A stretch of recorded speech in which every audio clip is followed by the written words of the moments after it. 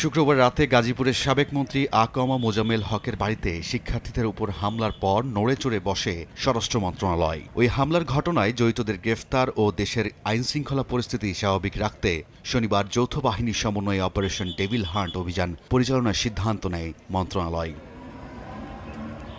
Operation devil hunt ঘোষণার পর শনিবার রাত থেকেই সাঁড়াশি অভিযান শুরু করে যৌথ বাহিনী। গুরুত্বপূর্ণ মোড়ে জোরদার করা হয় টহল।